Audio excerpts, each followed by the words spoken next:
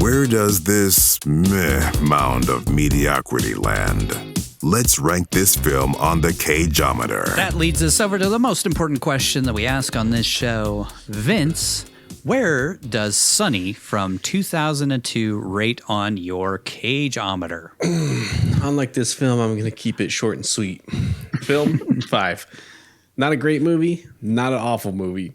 I think the show has made me appreciate films than a lot more. It's made me appreciate films more than I used to, especially middle of the road films. We talked about it, so I'll just say briefly. There's a good story in here. It just wasn't chiseled out properly. Yeah, totally. Which is disappointing. As far as Cage, I mean, I think I'll have to base my rating. I don't know. How do you guys want to do this? Off his performance or off his directing? Because he's in the film for so performance. I think the movie is more of his directing. Yeah, the Cage rating, and then the Cage rating would be his performance. True. Yeah, I mean, so for his Acid Yellow. Yeah, for his performance of a 5 again, like, I mean, it was interesting, like he always is, but it was 30 seconds on screen, and it was absurd. So I'll give both 5. I mean, I don't really know how else to rate. I mean, because I feel like if I gave him anything less, it'd kind of be unfair because it was such a short window. I mean, I guess the last thing I'll say is I would watch this movie again over watching Deadfall ever again. So I think that's so. I mean, congrats, your one and only is better than what your brother did. So yeah, that's true. Fives across the board. Definitely an interesting film. I don't ever want to watch it again, though. By the way, I didn't mention it at all, but in the scene where we see Maddie's brothel, the guy walking down the stairs was Mark Coppola. So the other brother, the other Coppola, the guy, the one that's a radio host. Yeah, he was walking with a girl down the stairs. Yep, and Cage made fun of his accent. It's like he had like an hour to practice that accent, and I don't know. I don't think he did a great job, but whatever. Okay, Nigel, where does Sonny rate on your Cageometer? Surprisingly, I actually enjoyed the movie quite a bit, which I wasn't expecting based on what I'd heard about it, or not heard about it, I guess. It should be clear to say it's one of those movies I don't think a lot of people have heard about. But it's marred by being too long, could have been edited better. Some of the performances are not great, not dialed in. So I'll give it a 6. It's a passable first movie as a directorial debut. I can see why he might not want to do more of them.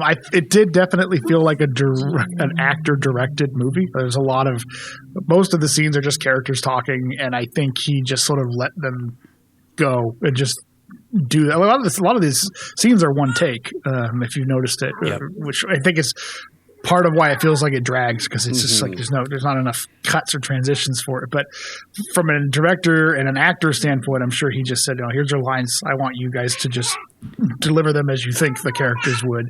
100%. Yeah. And he just let them do it, which you don't see very often. You don't see them letting that performance kind of breathe. I think you could have done there's a reason for it. A lot of times the actors can't be trusted to do that very well, or a way that delivers it. But I think it was all right for most of it. It's too long. It's, like we said, almost 2 hours long. It could probably be a good 20 or 30 minutes shorter and still retain the overall story. The story does meander. It doesn't really have like a conclusion, I think, or a satisfying one. Like you said, it just sort of ends either ambiguously or on a dark note, whichever you take. It doesn't. As McKay says in adaptation, you got to wow them by the end. If you don't wow them in the third act, you don't have a movie. And I kind of think that's what happens with this. So Cage should have gone to McKay's actual right.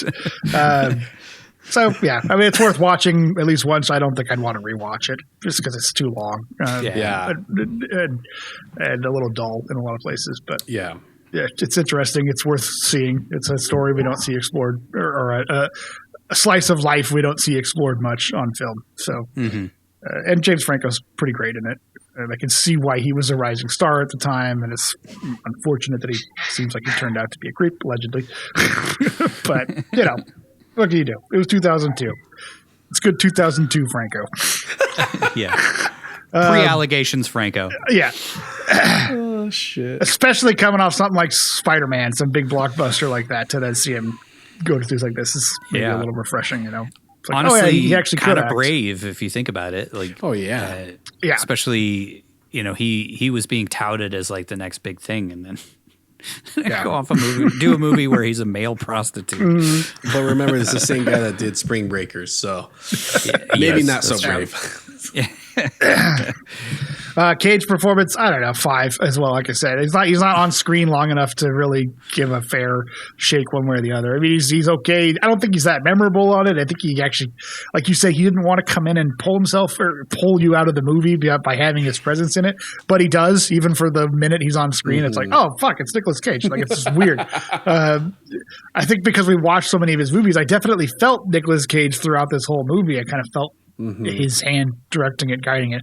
That was like a jarring, like, oh, okay, Nicolas Cage has a cameo in this, you know, and if you didn't know that it was directed by him, it would feel even weirder to be like, is that Nick Cage playing a coked out pimp, gay pimp? You know?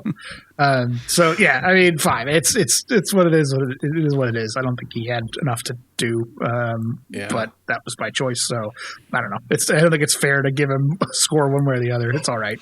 Yeah. On my Cageometer, I'm not going to harp over everything. We basically have talked about it. Just, you know, the performances are all over the place. I feel like the emotion is hard to track sometimes. It's like, you know, sometimes they don't see, like, it feels like it was shot out of sequence, and I feel like Cage struggled with that. Yeah. Trying to keep the continuity of the character's emotions in check. I feel like, like you said, it's like a serviceable first movie, but like I feel like he could have done better after having a few bites at the apple and like learning a little bit. And I kind of wish that he would have, but I don't think that he had like a great time, and he wanted to not do this again. Yeah. Yeah, I feel like Franco was okay. I feel like he just, the stoned like look on his face through half the movie pulled me out, because I was like, I don't know what you're feeling, dude. You got to open your eyes. I can't get a sense of what's going on in his head. Like the first shot of the movie, he has his eyes open the whole time, and he's got tears in his eyes, and he's heading home. Yeah, I clearly know what he's doing there. But in the last shot of the movie, he's just squinting, staring at the door, and I don't know what the fuck is going on in his brain. Like, I don't know what we're trying to get out of that. Yeah. And there were several moments in the film where I was just like, emote, do something. Like, I know you're dead inside, but like, we need to see what you're feeling. I think that could be part of it, is he was probably directed to like, you've shut yourself off now. Yeah. So do that. But it's not a great translation very well. Yeah, totally. Yeah. But overall, I thought it was good. I thought the Clint Mansell's score was pretty decent. I thought the cinematography was good. I liked the fact that it looked like an 80s film. Overall, I think it's a serviceable movie. It's just not a great movie, and it meanders way too much for my taste. And it's one that I would say like maybe watch it once, but that's about it. That's all you really need. As far as Cage, I gave him a 6 for his minute. And it was because I really believed him as a gay character. And we have never seen him play a gay character. Yeah, that's the unfortunate part. Yeah. Which is, you know, something that I wonder if we'll see. You know, I feel like I haven't seen him in another film where he plays a gay character, but I like, he felt genuine.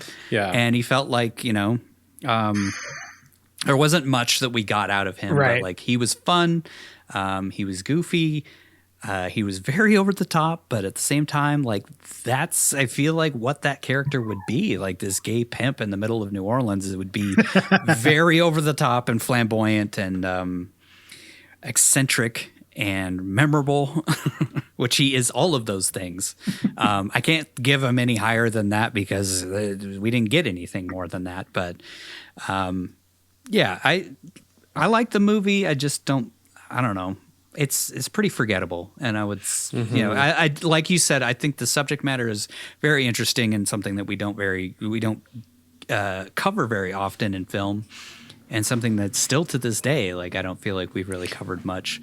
And it is a prevalent thing that is, you know, that's a reality in our society, especially for older women, which, very realistic on that side of thing. But, you know, it is a clunky bit of a mess, but overall a decent movie. Not a great movie, but all right.